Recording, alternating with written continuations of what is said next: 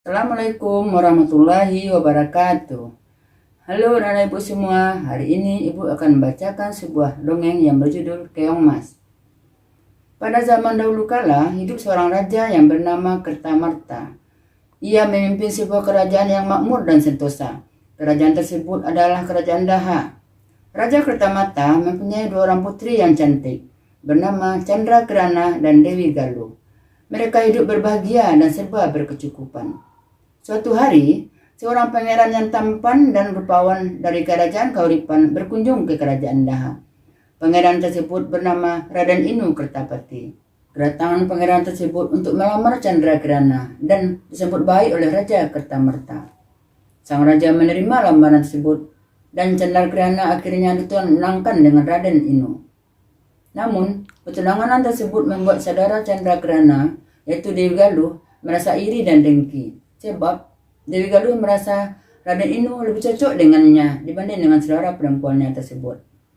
Dewi Galuh pun gelap mata. Akhirnya ia pergi ke tempat nenek sihir untuk meminta bantuannya membuat Candrakrana menjadi seorang yang menjijikkan dan mengerikan hingga dijauhi oleh Raden Inu.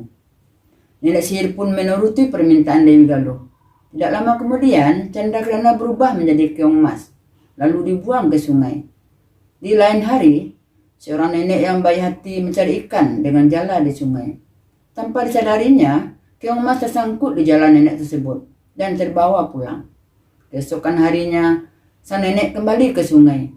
Tapi malang nasibnya karena tidak ada satu pun ikan yang tertangkap di jalannya. Sang nenek lalu pulang dengan perasaan sedih. Dan betapa kagetnya ia ketika melihat banyak macam makanan sudah tersedia di meja makan. Nenek tersebut bertanya-tanya siapa kegerangan yang memasakkan semua makanan ini untuknya. Kejadian tersebut terjadi setiap hari, sehingga nenek menjadi penasaran.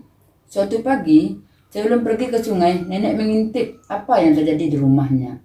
Betapa kagetnya ia melihat keong emas berubah menjadi wanita cantik. Ia pun pergi menyapa wanita cantik tersebut.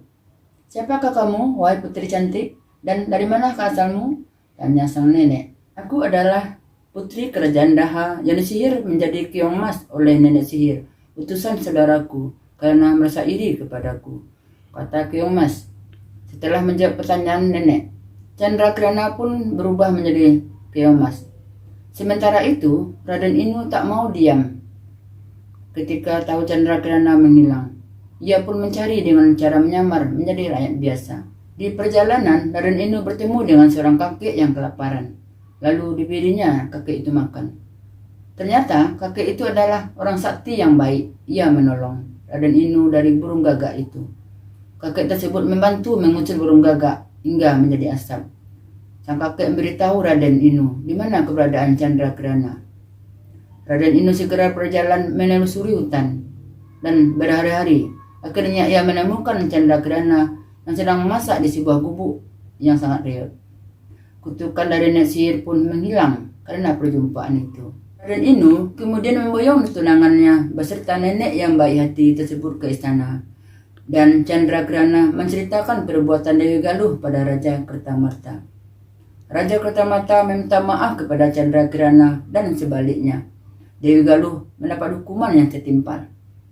Karena Dewi Galuh merasa takut, ia melarikan diri ke hutan. Akhirnya, pernikahan Candrakrana dan Raden Inu pun berlangsung dengan meriah.